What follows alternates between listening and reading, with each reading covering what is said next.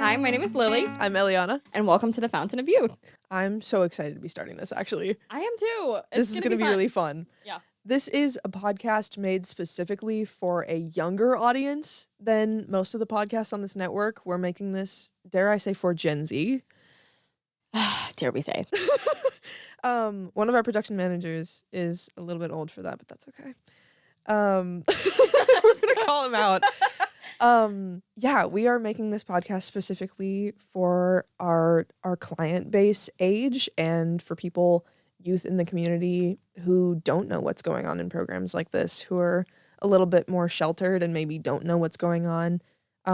Being able to both educate people that are in that situation and let them know, hey, this is what your peers are going through, and some people that are around you that maybe they don't know what's going on, and for our client base to help them get through some stuff like that. So yeah. Absolutely. I think we thought this was such a good idea because to hear it coming from somebody more close to your age, it's always a little bit, you're able to understand it a little bit better and you're willing to receive it. I feel like, whenever I've had like a situation where some adult is trying to get me to understand what the hell I'm doing, you know what I mean? It can always be rough. Right. You don't want someone telling you what to do necessarily that's older. That's why we have peer support. That's why my house has peer support, right? Absolutely. Is specifically because we're like, well, you don't want to hear advice from someone who's twice your age on a podcast that's telling you, about youth issues. So who you're hearing this from is someone who's been through our program, and someone who's grown up with it and seen the program grow, but has grown up in a completely different sphere. So we've got some really interesting perspectives that we're going to bring on. We'll have these 2 chairs full at different points in the podcast, and we've got some fun stuff to share over the next few weeks. So absolutely, I'm hyped about it. Do we want to talk about well, maybe I'll go over our vision first and then we'll... Yeah, the vision statement is fire. We got to get to that. Oh my gosh. So when we were talking about this, the way that I worded out our vision is what we're trying to do is educate and empower youth through times of hardship in an ever-changing world. So with everything that's always going on, both of us are pretty chronically online. Yeah. This is both of us on our phones all of the time. Our guy who's listening in on sound is on his phone right now. I see you, Trident. So this is coming from a group that is hearing about everything going on in the world all the time. That's involved in that in a lot of different spheres. We're both in the community quite a bit. And, being able to talk about youth issues that are going on, not just in the community, but worldwide from what we see both in our community in person that we've experienced and online that, absolutely, that we're perpetually confused about. So going over some of that stuff and just being able to hopefully support the people who are listening through the podcast. I think so. I think we really need something like this. Like, you know what I mean? Yes. You see a lot of people doing podcasts, but you don't see this. You see a lot of yapping and not a lot of, hey, here's what's going on in the world, by the way. Yeah. Like rooting it in reality, I think is going to be really nice, especially because like in the internet especially, and we'll talk about this on one of our other episodes, LOL. But sneak peek. Small sneak peek there. But the fact that the internet is such an escape method, and being able to tune into something like this and just be like, this is something that's going on in our community. This is something that's real and that's grounded in reality. Yeah, and although we have some bias, I think we're coming from like a really objective point of view. You know what I mean? Like, I don't think that, we're not going to sit here and like tell everybody, what we think they should be doing because we're figuring it out ourselves. We're Gen Z.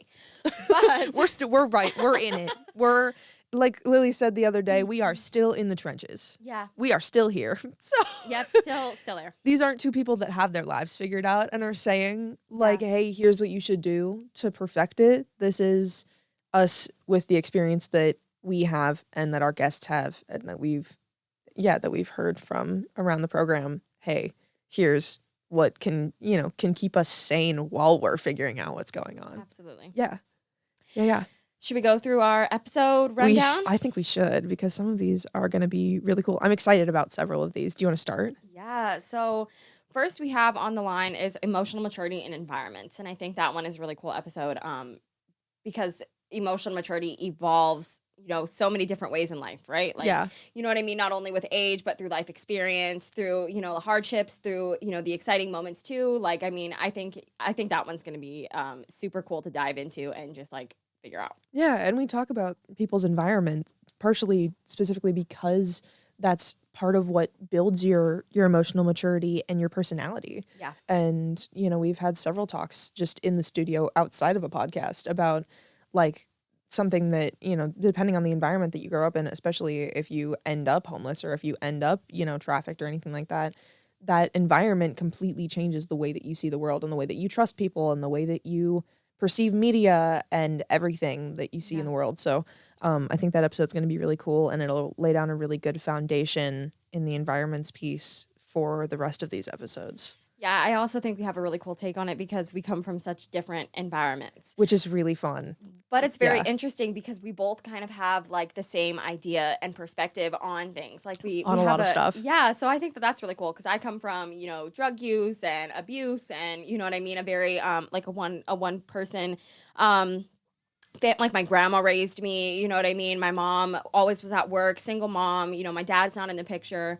And then I ended up being homeless and like on drugs and just messing up my life with the wrong dudes. You know what I mean? Just, criminal activity, nothing ever fun. And, I don't know if you want to share like your upbringing at all, but I think. I mean, girl, I was raised upper middle class. I have, I think, the least amount of trauma of anyone in this building. And that's not to say that as a flex in the slightest, because in this case, it's not.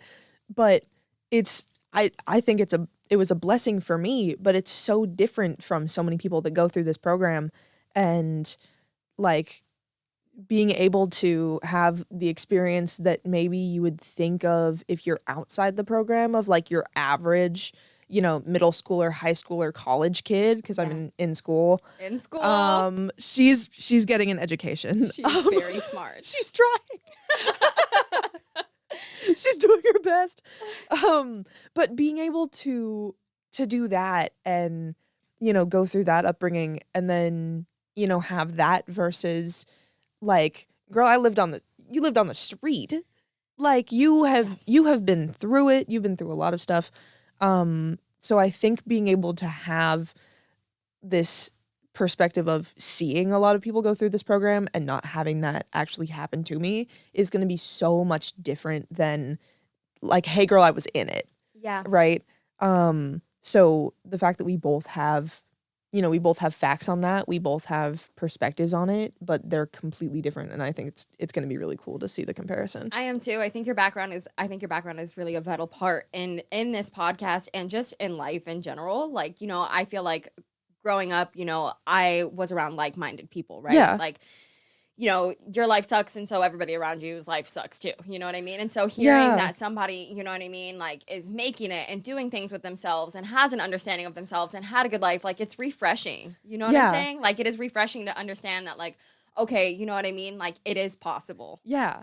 Yeah, because I definitely forgot that, like, growing up. You know what I mean? I was like, everything's going to suck forever. Oh, so everything sucks for the rest of my life, actually. And then you look at someone who's, been blessed to grow up in an environment, and you're like, I have the ability to make that environment not just for myself as I grow up, but, like, if you do choose to, have kids in the future or, or be able to shelter other people and get them into an environment where they feel stable and successful too.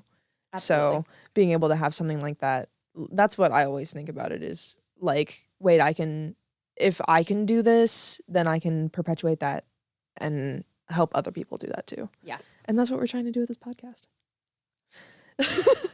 I mean, what? All right. Do you want to go ahead into the next one? Yes. So our second episode is mental health and education. This is one where I know that Lily's going to be giving us so much info on this episode because girl has statistics like there's no tomorrow for this one. Yeah, we've got a Word doc or 3. Or several at this point, full of statistics for this, but talking about mental health and education, how mental health resources weren't required in schools until the past couple years in the Valley. Which is crazy in the year of our Lord 2026. Yeah. That they didn't require mental health resources until then. So that'll be really interesting to talk about. Alaska's mental health rates compared to pretty much every other state in the nation, but the national averages are terrible. Our drug use rates are terrible. Our mental health rates are terrible. As a state, we are a mess. So being able to talk about that in youth and how schools perpetuate that, and either make it better or worse. In a lot of cases, we've seen worse. Absolutely. There's like, I mean, like there's a high percentage, I mean, a little sneak peek, but there's a huge percentage of kids who report feeling even just like lost and hopeless in school. And so I think, especially with this new bill passing, I think it's really important to like spread the light on like how much we really need this and like how long we've waited for stuff like this. Like I could have really benefited, and I'm sure so many other people could have, but speaking only for myself, I could have really benefited from having, not just a counselor, because that makes you feel secluded, I think, a little bit. Like, Just you a have little. to go, oh, I have to go talk to the counselor. Like, I'm not going to do it. I'm going to feel embarrassed, you know what I mean? But if I had some type of club or, like, group or, you know what I mean? Like, maybe I would have felt more accepted or, you know what I mean, had more information. Like, I grew up in a really, like, hush-hush home about emotions. And so, like there was something wrong, you just don't talk about it. Like my mom doesn't understand. My grandma did not understand. She was born 1947 with a single father out homesteading in the freaking woods. Mental health, girl, we're trying to survive. Yeah, her dad was like, "You're sad? Well, guess what? We're building a log cabin today." Like, Right, you know what I mean? right. Like, Oh, you're sad? Great, get up and do some work. yeah, exactly. Yes. So, it was never like understood in my family, and that's not because I was denied love necessarily at all. I mean, I'm very loved by my family. They just they didn't have the capacity to understand how to deal with emotions. They just knew, you know what I mean? It doesn't happen. So that's how I grew up too. And I became very angry and things like that. So school, you know what I mean? When it came to my emotions, like I was failing in all my classes. If you don't have solid, like stable mental health, it is so much easier for your grades to go down the drain. And if it's not addressed, guess what happens? You're stuck. Yep. And especially with the No Child Left Behind situation that's going on in schools right now. Hey, so high schoolers at least in the Matsu Valley, have required AP classes now. Yeah. They have a certain, required number of advanced classes that they have to take. They have a certain required number of, this and that they have to take. But with No Child Left Behind, they also like cannot fail those classes. Like if they fail them, they won't have to retake them. So it's not just that you're failing classes, it's that you're failing classes and you get pushed forward anyway and you're not learning. Yeah. There's no supplemental education going on there. Yeah. So your mental health is going to impact your education and vice versa, right? A lot of people put their mental health dependency on their grades and on their education. I was built like that for a long time. Yeah. If you saw me getting anything less than an A for a long time, I was a mess. And that's how it is for a lot of kids. So it's that dependency back and forth is really interesting, especially when there's no mental health resources or very few, or people aren't educated about them. I think private schools and universities do really well at educating people on mental health resources and, hey, here's what's available to you, yada, yada.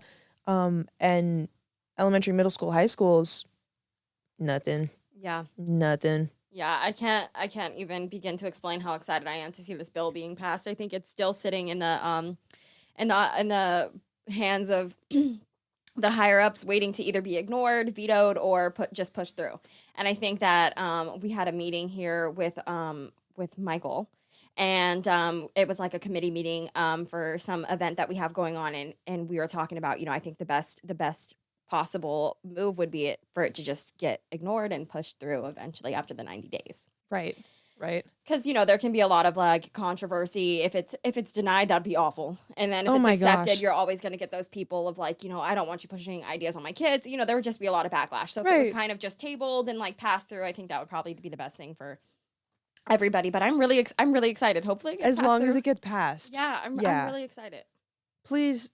You're not pushing ideologies on your kids for saying that they need mental health resources. They need those. No, we need them. That's people need those, and people was us at different points. So, and I think it's really cool going back to the fact that you're in college. So we have somebody who's actively in school. Yup. You know what I mean? Getting ready to share their fresh perspective on what it is that, mental health and education really is or is not. Yeah, and we've got two people. Well, you went to school in Anchorage, right? I did. So we've got Anchorage and the Matsu, which is two different school districts, and both of them are a mess. Oh, yeah. They're both terrible. in different things. There's things that they're good at. It's just they're fine. But yeah, and then college education stuff too. So Yeah, we got a lot super going on. excited. Yay. Something I need some inspiration about college. I can't wait to sit back and listen to you talk about what life is like in college on this podcast. Oh my goodness, because the I college need kid experience. to get up and get on it. You know what I mean? You I got need it. to- yeah. Yeah, Yeah. yeah. Okay. Do you want to go to the next one?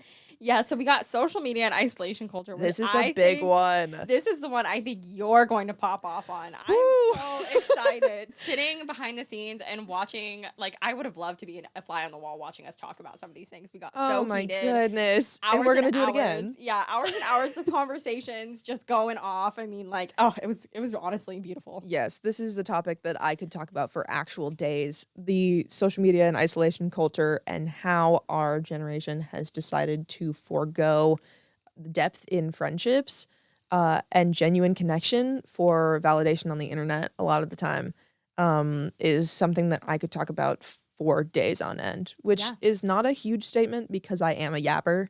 Like that, Me too. I'm a talker. We got two big yappers on this podcast, but Brace yourselves, you know what yeah, I you'll get a lot of words from both of us. mean? You have to be locked in to sit here. Exactly. But social media is something that I could talk about for so long. Social media like addictions or phone addictions being like normalized for people our age, Yeah. crazy, insane. I had that for a couple years and my parents had to snap me out of it because they recognized what was going on. Amen. But a lot of people don't. Yeah. And people stay addicted to social media and the endless scroll, right? And yeah, that isolation culture piece also kind of ties into the environments that we talked about, Yeah. as well as mental health, honestly. But the environments piece earlier, just because if you're not in a community where you feel like I'm supported, I'm able to be successful, and I have my needs fulfilled in this community. A lot of people our age are more and more, again, normalizing just self-isolating. Absolutely. I think it comes from that's a lot of times like everybody's first option for escapism. You had a bad Yes. day, you just got home from work, you're trying to unwind, Scroll. you want to, do something with your boo thing, you're doing something with friends, movies, Yeah. TV, TikTok, you know what I mean? Even if Yes. it's not watching, it's making TikToks. If Mhm. it's not, you know what I mean? There's a lot of things that have to do with social media, and it doesn't Yeah. even necessarily always be a bad thing, but then it comes habitual. You know what I Yeah. mean? Like, oh, every day, then I go and doom scroll for, you know what I mean, hours on hours until it's like 1 a.m. and I'm like, oh shit, I should get to bed. Right. So it doesn't even, you know what I mean? But then it leads like isolation. Right. You know and what I mean? addiction I'm just too. doom scrolling. I'm doom scrolling. Yeah. I'm not hanging out with friends. I'm not going out. I'm not going to the store. I'm lacking on my homework, or I'm Right. lacking on my, my job duties, or I'm lacking in sleep, so I can't perform. You know what I Right. mean? It just gets bad. It's so bad, and it's so many people. Like, Yeah. it's a crazy number of people who are completely comfortable with, well, I don't need to perform fully at work. I'll be on my phone. Or, I don't need to, get stuff done at home. I'll be on my phone. I'm a little bit tired. My brain doesn't have energy to do other stuff. What I should do is go take a nap. I'm going to scroll for an hour. Yeah. And the fact that that's so incredibly integrated. So Right. I will be yapping on this episode quite a bit. No one reads a book anymore. Pick up a freaking book. A physical one. Real If life. I tell you to go read a book and you pick up a Kindle, Let's get you're still real. scrolling. But not that I'm anti-Kindle. They're great. However, go find yourself a physical book. That's Absolutely. Go find everyone's a homework for journal. this episode. Yeah. Yeah. Go pick up a sport. Yeah. I'm saying all these things knowing that I need to start getting on them and stop doing This is a scrolling. self call out. Yeah, so this will be an eye opener. We'll have to change some of our, daily routines, or at least I will. Oh, same here. Same Yeah. here. If I looked right now at the screen time that I've had on my phone for the past week, I'm not opening that on a podcast. You couldn't waterboard that out of me. Should we really call ourselves out? No. Like, let's be real. How do Absolutely, I do this? I will not. Mine is like 8 hours right now because I've been I want to scrolling look way at too much. mine. Do you know how to do it? Yeah, I'm looking it up in my search bar. Okay, so my my daily average, it has gone down 44% from the last week. Oh boy. But my daily average is 6 hours and 9 minutes. Yours is better than mine. Is it really? Because mine is like 8 and 15 minutes right now. Oh my God. Mine is bad. I love that. I've been looking up stuff for my photography business a lot. I've been scrolling on that quite a bit. Is it an excuse? Yes, it is. But She's like, I have a business. I have a business. I still shouldn't be scrolling nearly as much as I am. Like that's a Yeah. crazy amount of just being on my phone. But yeah, I'm gonna need to change some of my habits before we record that episode. Well, it Because says my TikTok hours are 16 hours and 39 minutes. So good lord, keeping it real. we are. Yep, Keeping it real. I don't have TikTok for that reason. Yeah. Instagram I Reels should gets me. delete her. She needs to go. Yeah. Instagram Reels gets me. It's a problem. I stayed off TikTok specifically to avoid the scroll, and then Reels got me in a chokehold, and I went, oh, Yeah. okay, so it's everywhere now. Yeah. My grandma's even on Facebook Reels. She'll send me them through Messenger, and I'm like, Yup. stop trying to suck me in. Hold dude. on. This is Facebook, Yeah. Like, what is going on? which honestly might be a separate issue that we need to talk about. Yeah, no, I definitely have scrolled for hours. Facebook Reels, like the cockatoo videos, like the talking. What? I just think it is so entertaining, like to see these little tiny birds like running around terrorizing their owners in the middle of the night. Like, I have never seen these. I don't know what you're talking about on Facebook girl, Reels right you now. are missing out, but it is dangerous. It is so dangerous. I'm deciding whether or not I need to go on Facebook Reels to see this, or whether I need to stay off of Facebook Reels so I don't get stuck doing this. No, it is so funny, but I have gotten stuck. Like, I mean, hours. Yeah, I'm like, Grandma, see what you did. Look, girl.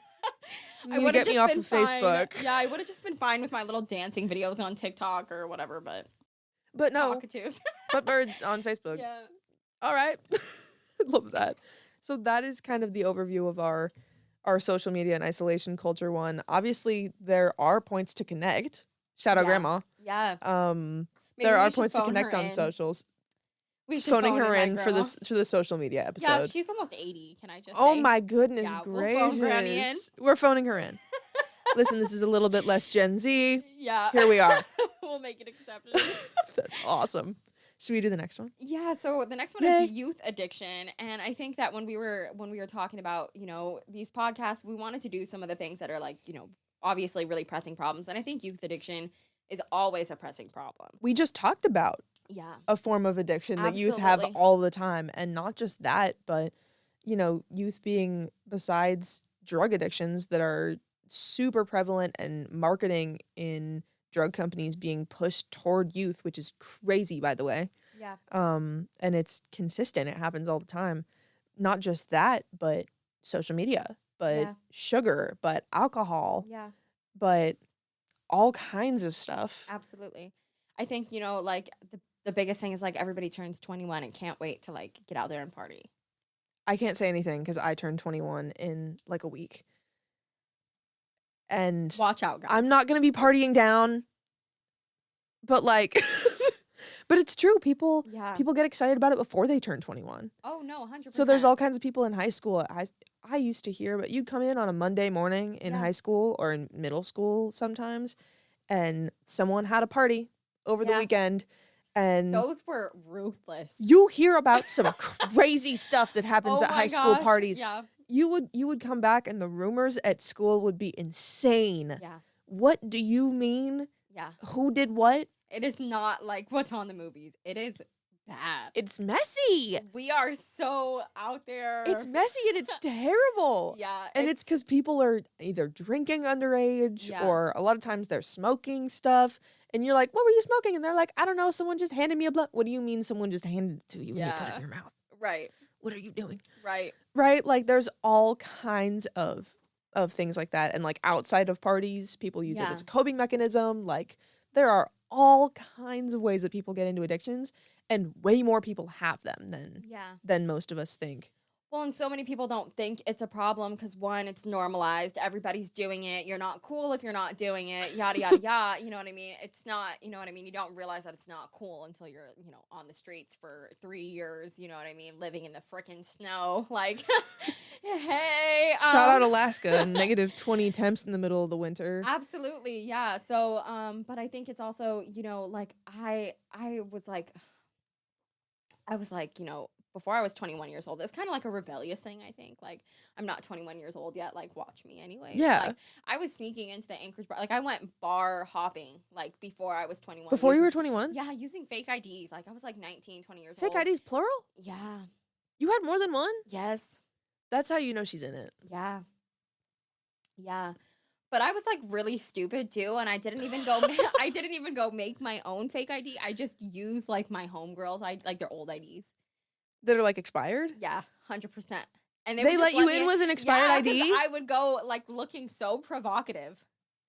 Oh. I would be like, you know what I mean? Hey, like, you know Girl. what I'm saying? Like, back then I was also, skinny as a toothpick. Like, I mean, you know what I'm saying? Like, so, yeah, no. So they would just let me in. They would just like be looking at me instead of looking at my ID. Instead of looking and at your they'd be ID. like, okay, go ahead. You know what I mean? Bar hopping. Every single bar downtown Anchorage. You know what I mean? This is making me rethink how good the bouncers are in Anchorage. Yeah, no, 100%. It is a flawed process. That sounds flawed. Yeah, so you know what I mean? Like, that's the thing, but I thought it was cool. Yeah. And I didn't Right, the people around you were doing it. Yeah, and I was going like every weekend, you know what I mean? Like getting super drunk, and I didn't even realize I had a problem. Your homegirls are giving you their IDs. Yeah. First of all, okay, enabling. Yeah, that is addiction. You know what I mean? Yeah. I had a drinking addiction by the time I was 19 years old. Which is crazy, like, Yeah, the fact that you were enabled at that point. Right, but doing it on a regular, and I didn't even realize that I had a problem because it was something that all the girls did. It's normal. Yeah, we're I'm going out with the out. homegirls. Yeah. Didn't even realize I had an issue. And I Normal think that, weekend. Yeah, and I think that that's why, I think that that's such a big part of why I personally wanted to talk about youth addiction, because yes, we're talking about, drug addicts and alcoholics and whatever, but like, I didn't even realize I had an issue. Yeah, there's so many people who don't realize Yeah. with anything from alcohol to social media, like we Yeah. talked about, people don't know. Yeah. Oh, I just doom scroll like everyone else. It's not even a problem. Yeah, you start smoking weed all the time with your homies. It's not even a problem. It's not even a problem. Yeah. Be so for real. Right. You wouldn't, like, yeah, no, it's a thing. Like, I remember, smoking weed once in a while at lunch, like on lunch breaks, with my friends in high school or whatever. And you're like, whatever. Smoking on the weekends, it's not a big deal. Everybody does it. They're cool. You know what I mean? You have to if you want to hang, whatever. Oh my goodness. To smoking literally like an ounce of weed by myself every day. Girl. Yeah, spending like hundreds of dollars. Hundreds of dollars. I'm gonna have so many dumb questions like that, by the way. This is gonna be one of those things on this podcast of like, oh girl, you're sheltered. But again, And I know that I am to some extent. No, but again, so refreshing because I'm like, okay, like there's hope for one day when I have children. Yeah. That, you know what I mean? Like I can give them a good life. Like, Yeah. you know what I mean? Not all parents suck. Not all parents suck. There's parents that are cool. No, like I pray that like, all of Gen Z and, here's a dumb question. What's the generation after Gen Z? Gen Alpha? Gen Alpha? I know. They restarted it after Z, I think. Okay, so the next Gen Alpha. Gen Alpha. Pray that they are sheltered and don't know how much an ounce of weed is. Like, Yeah. I pray. Yeah. You know what I mean? And that's kind of, I know we're not going to solve the world's problems with this one podcast, but this is a start. But at least we can educate people. And that's why we're so excited. And we're optimistic. Yeah. Yes. We are kind of changing the world. I'm not going to lie. I feel great. We're trying. Yeah. We're doing our best on this one. Do we want to go to the next one? Yeah, go ahead. The next one is trafficking awareness. We thought that this would be a really good one, especially to follow up our youth addiction episode. Just being able to talk about, you talk about youth trafficking because it starts when people are super duper young. And one of the best things that I was able to recognize, my mom taught me when I was in 7th or 8th grade, I think, how to recognize when someone was being trafficked. Yeah. And so we'll be able to go through some of those signs, go through some of those indicators. I started recognizing people all over the place that, oh, this is someone being trafficked. That must have been so scary. It was weird. Yeah. You don't know until you know. Yeah. And then that it doesn't leave your mind ever Absolutely. once you see those signs, especially if you are somewhat sheltered Yeah. and somewhat absolved from that world. I've heard about it since I was Yeah. pretty young, but I haven't been in it, and being able to recognize those signs and it getting, more natural, being able to recognize that, just being able to be like, "Oh my gosh, this is someone that, I just thought they were like they didn't really care about school. Yeah. They're kind of keep to themselves, whatever. No, this person's being trafficked Yeah. in one way or another." And that was a wild ride to recognize as a middle school and a high schooler, Yeah. right? So, yeah, being able to talk about that and help so that other people can recognize the signs of someone being trafficked if they're being trafficked, because that's Yeah. another thing, like the addictions, that people don't know. Yeah. You don't know that you're being trafficked until you hear the word Yeah. trafficked, and then you're like, oh, Yeah. that's why I'm a mess. Let me get the That's definition out, you know what I mean? And then I'm like, oh shoot. dang Yeah. it. Oh no. Yeah. Yeah. See, because like I grew up and I never heard the word trafficking. Like People don't hear it. I never knew what it was, you know what I mean? And like there were so many like I have, had experiences and I know people that have had experiences. It happens so often. It's And I can say weirdly common. Yeah, and I can say speaking for myself because I was so uneducated when I was in a very dangerous situation, I had absolutely zero idea. Not even just the rose-colored glasses it blinded like, "Oh, this is love," which your girl did. You know what I mean? Right. I'm so in love. No, I love baby this girl. man. Yeah, that's a pimp. That's a pimp. He's pimping you. Yeah, I'm so sorry. Yeah, he anyways, but I don't know how to tell you this. That's not who you think he is. yeah, but that being said, not even just was I blinded by this is love, but I didn't realize, I was groomed and I was uneducated again, like I Yeah. said, but I That's not a didn't, word that you hear. yeah, and I also didn't realize until like until things started unfolding more and more, kind of like what was happening. Because a lot of the stuff happened behind the scenes until Yeah. it didn't anymore. Right. You You know, don't see it. You don't see it. You don't see it. Yeah. Oh no, it's Yeah. right in front of my Yeah, face. well, he's lying to you. He's putting up this facade. You're not seeing what's happening behind the scenes. And then at another point, he just doesn't care anymore. And now you're like hit with the fact of like, oh, that's what's going on. That's what we're doing right now. Right. You know Something. what I mean? This is bad. This is a bad situation that I'm Yeah. in. Yeah. And then once you're hit with all of these things, it almost happens like so fast and so abruptly that you're like, oh my God, I'm in so much danger. I don't know what to do. Yeah. I'm just going to sit here and be in danger because If you're someone how that's you being felt. trafficked, Yeah. yeah.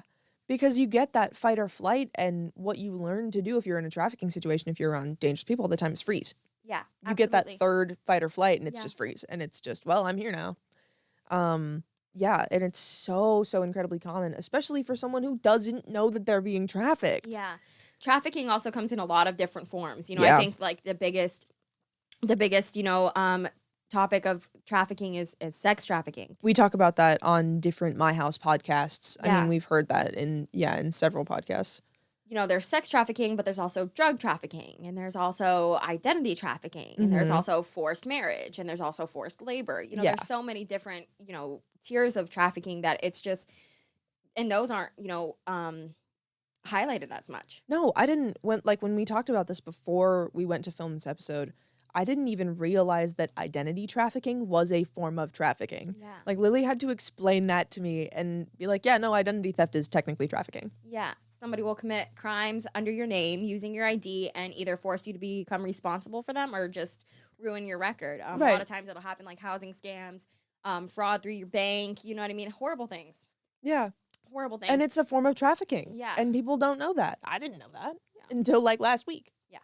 Yeah. It is a crazy broad industry, and it's especially with the amount of content that we are seeing consistently about like the files and like human trafficking has become a really big topic in the media, Yeah. but I don't think people understand the extent to which it is common and the extent to which it is bad, Yeah. especially because it starts when people are really young, but it's not just kids. Yeah. Absolutely. There are full-grown adults that have been in trafficking since they Men. were kids. Men, women, it happens to everybody. Nobody is immune, you know what I mean? And the thing is like, I feel like obviously any predator, trafficking or not, any predator looks for the most vulnerable person. Yeah, And I feel and like the thing that makes you the most vulnerable is just not knowing. it's just being completely unaware. Yeah. Yeah, I think the goal of that episode is going to be the two of us educating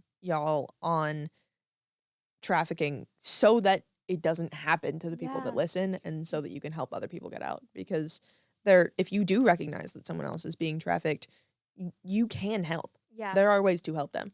And there's always going to be people in those situations who are too scared to leave, Yeah. but there's also going to be people that just don't know and they go, "Oh, that's what that is. Okay, I need to get out." Yeah, absolutely. And I do want to just give a disclaimer that if anybody you know is being trafficked, please do not go and confront the trafficker. That could put somebody in huge amounts Don't of danger. No, don't do that. You know, call a local hotline, call the police, you know what I mean? Tell somebody that you can that's educated. Call you know my what I mean? house. Yeah, call my house. They deal with that kind of thing a lot, kind of all Yeah. the time. Yeah. Yeah. You've got options. Just stay safe. Yeah. Keep yourself safe. Keep the person that's getting trafficked safe. Absolutely. Yeah. For sure. But that's a lot of what we're going to be talking about in that Yeah. episode too. That episode's going to be full of a lot of disclaimers for sure. You want to go to the next one? Yeah, so the next one I feel like we, have kind of gone through like a lot of like, what is the word I'm looking for? Very serious topics thus far. So we kind of wanted to do like a fresh start after hardship. Yes. What do you do? So after you've escaped youth addiction, after you've escaped isolation and social media, you know what I mean? After you've escaped emotional maturity and environments, what are you going to do? How do you stay sober? How do you keep on with a new life? Yeah, after you get out of an environment that sucks, after Yeah. you realize that, oh man, I need to get better emotional maturity. I need to fix my mental health. All this stuff. If you've dealt with addiction, if you've gotten out of being trafficked, Yeah. which is a crazy one. These are some really rough things that happen to people. It's like understatement of the century, and I realize that. But it's some crazy, terrible things that are completely life changing. And I Yeah. think being able to have that fresh start is crucial Absolutely. for people, and being able to not only say that is a life that's behind me, that is something that I've lived that I can put over my shoulder, but also saying, okay, what do I fill that void with? Absolutely. How How do do I I find my move purpose forward? again? Yes. Yeah. How do I live my life as a wait, I never learned how to be, Yeah. either how to be independent or, how to not be addicted to something or, how to a lot of times when people come through, it's I never learned how to be a normal functioning member of society, Absolutely. which is such a weird way to say that, but people don't learn social skills depending on the environment that they're in or Absolutely. if they're stuck in addiction from when they're a certain age. If you're stuck, with an addiction since you were like 13 years old, you get stuck at a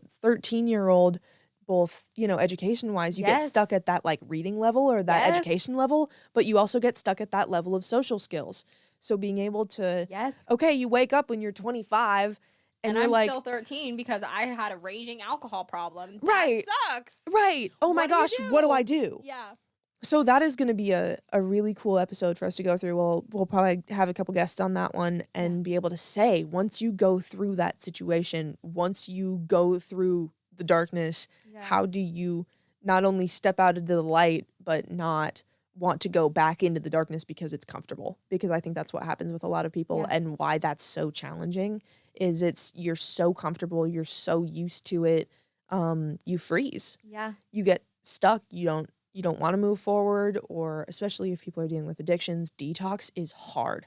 Oh yeah, I know. And it's crazy to me because for me, like, there are definitely times that I was detoxing and I was like, I can't do this. Like, I need drugs right now. You know what I mean? And then when I went through my last detox, that is the reason I will always stay sober. Yeah. It was so rough. Like, when I finally isolated myself and couldn't get to the access of drugs, Yeah. when my mind finally became, you know what I mean, stronger than my will. Yeah. You My, clear your brain and you're like, whoa. yeah, I like, have like a okay. mental capacity and yeah. Yeah. And that's hard. Like, I don't think that any one person, just finds like the will to live, like, you know what I mean, in the same way. It's not just a completely out of nowhere thing. I think it feels kind of out of nowhere when you have that happen. Yeah. it just shows up and you're like, oh, I get it now. Yeah. It just clicks in your brain at one point. Yeah. But it takes a while to get to that point. Yeah, and my will to live might not be your will to live, might not Right. be the next person's will to live. So it's really hard to kind of boil that down, but we're gonna try. We're gonna try. We're gonna go for it. And even if that's just being able to sit here and say, you know, this is how these people that are sitting in this room have gotten through it. Yeah. This is how, you know, we've decided that we're gonna go through life and do the things that we need to do.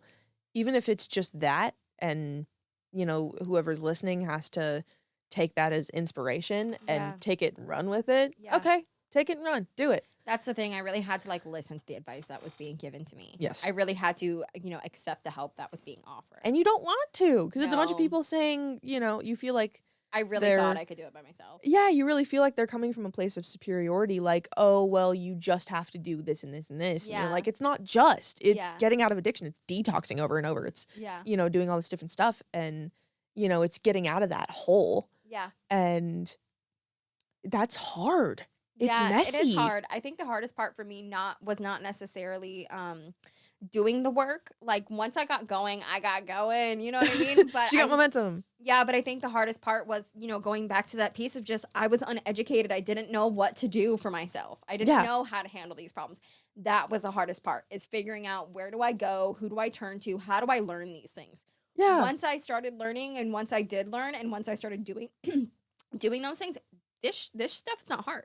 Yeah. You know, it's not hard to get up and go to work every day. It's not hard to attend a therapy appointment. It's Yeah. not hard, you know, those things, they just become natural, and it becomes something that you've waited for so long. You're like, okay, this is what I've, you know, done everything for, right? Yeah. But learning like, how do I get that therapist, or how do I, you know what I mean, get that transportation to that doctor's appointment, or how do I, you know what I mean, learn to cope with my emotions so that I'm no longer, you know, using drugs or drinking. Yeah. Or even, wait a second, I need therapy. Yeah. Right? You get to a certain point, like, addiction doesn't come with a manual. No. You don't have a little packet that says, hey, you're in it, here's how you get out. Does not happen, not even close. Yeah. They want you to stay in it. Yeah. And the fact that when you're starting to claw yourself out of a dark situation like that, you go, wait, I'm someone who needs therapy? Oh, I'm someone who needs therapy. Yeah. And you don't know that. Or I need a Absolutely. detox. Wait, I need a detox? Oh, I really need a detox. Yeah. And after the first couple detoxes, you're like, oh, I need a detox. Yeah. A lot of And- times I think in yeah. those like, you know, negative environments, we're conditioned to either rely on ourselves instead of anybody else, or rely on the wrong people for help. Yeah. So a lot of times, you know, when we're used to these bad environments, and we have, you know, kept on these bad environments, you know, when you're in addiction, you go to somebody who doesn't care about you for help. Right. You know what I mean? You're relying on people who don't know what they're doing, or who don't really have, you know, the best interests for yourself at hand. Right. You're trying to detox and you're going to your dealer. Yeah, so then you feel isolated, because you're Yeah. like, you know what I mean? These people don't care about me. They don't have the right answers. You know what I Yeah. mean? They're giving me some superficial, you know what I mean, whatever it is, advice, or, you know, oh, I thought they really cared about me and they did me bad in the end. Like, you know, Of I did course. have a place to stay and then they kicked me out, or they were just using me for money, or just using me for sex. You know what I Right. mean? So it's also finding out that, you know, hey, actually, you're not alone. I know you've been made to feel alone. Yeah. You just have to go to the right people. And who are those right people? So I think that that'll be really nice to talk about. For sure. And I want to bring back up what you just said, that one little piece. You were made to feel alone. Yeah.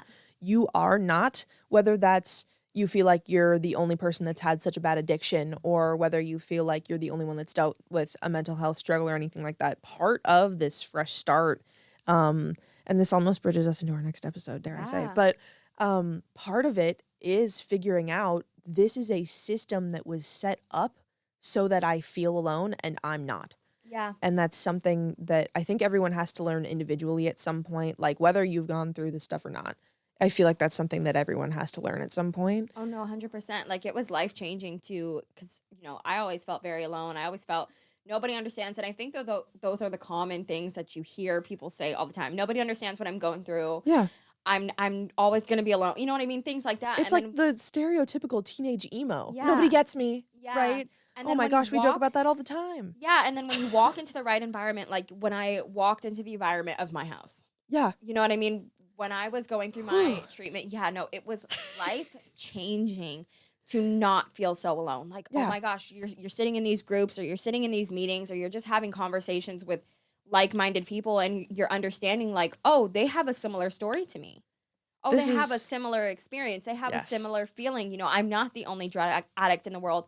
And logically, you know what I mean? Everybody knows, there's multiple drug addicts, there's Right. multiple alcoholics, multiple people with rage issues, depression, whatever it is. But until you really sit down with people who understand what you're going through, and I think that that's the biggest thing is like you have to put yourself around people who understand what you're going through. Yes.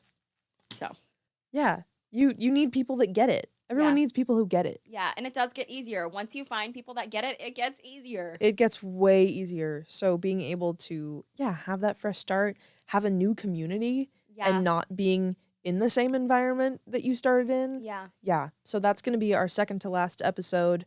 Our last one is one of, I think, both of our favorites. Yeah. That I'm really excited. that we have titled Stories of Resilience. And Stories of Resilience is about people that have had these fresh starts, aren't necessarily in the perfect situation now, but have gone through any and all of these situations and had, okay, I've gotten through this. Yeah. And it is just that resilience. And I think building that resilience is kind of a common theme throughout this podcast of just being able to get through stuff that's really common and figure out I'm not alone. I can keep working at it. You said it took you how many times to detox before it stuck? Oh man, I mean, it took me I was in active addiction every day for 5 years. That's a long time. Yeah. Like that is some crazy resilience to be able to finally detox and detox and detox and detox and detox and then, okay, I'm done. Yeah. I cannot do this anymore. So, Stories of Resilience is meant to be somewhat motivating, especially after a podcast that we both talk with a lot of energy, we both talk with a lot of joy, but these are some crazy, I mean, they're dark topics that people really don't are. necessarily want to talk about outside of a building like this. Yeah. So, being able to have a motivator at the end that's hey, people have gotten through this. You are not alone. You can be resilient. You can work at it. You can get out. You can do anything that you put your mind to. And I think that's going to be a really cool. Yeah. And I think this makes it like the stories of resilience is so different from anything else, I've really seen before. And why we're so excited about it is, we're not really, we are focusing on somebody's past. Your past helps, form and help you form into the person that you are today. Mhm. But instead of, talking about all the horrible things that we've went through, we're talking about, kind of that fresh start. How did we get sober? Yeah. How are we doing now? You know what I mean? Showing somebody that there is a brighter picture and there is a brighter side. And you know what I mean? It is possible. It gets hard when you're sitting around kind of just talking about, the trauma dump and the war storying, what I mean? That can be triggering and that can be, unmotivational. And if you're just trauma dumping, especially in a podcast episode, we're not trying to be downers in the last episode. We're not trying to say this is all of the crazy stuff that I've been through, because there are crazy things that people have been through that will be here. And that's what we're trying to focus on, is the bridge between this is how bad it was and this is how good it gets. And will it be, the perfect situation? No, it's not necessarily like I'm telling my whole story and scene, Yeah. Sometimes it's, hey, there are people that are in Jeff's Path program that will tell their stories and say, and I'm still getting through what I started. Yeah. And I think that's powerful, is helping people realize that, once you get sober, once you change your life around, even not coming from sobriety, but after, you've handled your mental health problems, or after you've gotten out of an abusive relationship, it's important to note that, not everything is perfect. It's not going to be all sunshine and rainbows just because you got out of one situation. But it does make your life so much better. Absolutely. And it means that you can achieve so much more if that's what you choose to put your mind to. Absolutely. Life is always going to keep lifing. Yep. But you have to learn how to go through the motions and get back up, you know what I mean? Instead of letting it drown you. And I think that's powerful. Yeah. There are people who have ended up in, in treatment, in jail, in all of these situations. Most of the people through this program have been out on the street. you've been out on the street in negative 20s in the Yeah. middle of Alaska. A lot of people have been in and out of jail, in and out of treatment, in and out of, periods of sobriety, and it takes a lot of that. Yeah. But it takes a lot more drive just to be able to say, I'm going to do this for myself Absolutely. and for the rest of my life. Absolutely. And for some people, it's for their family or for their kids, or, they're trying to perpetuate through the rest of their life and break chains Yeah. that have been in their family for a long time. So those stories are going to be really, really cool, especially for a really great concluding episode. I think so too. So each of these episodes, we've got a little bit of a structure together for them. It's a little bit loose. But each one, we've got a new topic, and for some of them, we've got some new guests. So we'll intro those in the beginning. We've got a section that I've been referring to as Lily's info dump. Yes. She We are has coming with education because I know how it feels to be uneducated and not know what the heck is happening around us. Yeah, so Lily has a bunch of stuff that she's been researching like crazy, looking up stats, looking up so many different facts that are going to be relevant to an episode. And we're not just talking about this from our personal perspectives, we're also talking about this from the numbers and the actual facts. Absolutely. So we'll have Lily's info dump at the beginning, run all the numbers, Yeah. and some of them are super duper shocking. We've been through some of them before off camera, I guess. Yeah. And some of them are absolutely wild. So we'll have that, be able to talk about each of our topics, and then do a little Q&A and close up and kind of intro our next episode. So Yeah. we'll be able to go through that every episode.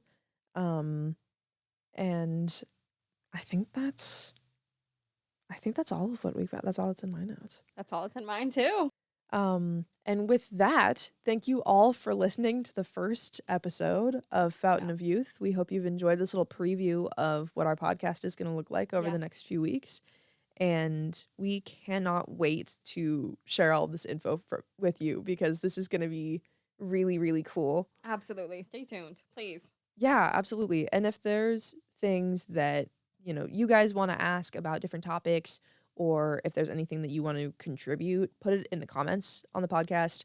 I think it'd be really cool to be able to answer some of y'all's questions, or, if people have life experiences that they want to contribute. Yeah. I would love to read comments on this. Actually, I think that'd be really great. That would So be really fun. if you have stuff, drop it in the comments wherever the comments happen to be on the platform that you're watching or listening to this podcast on.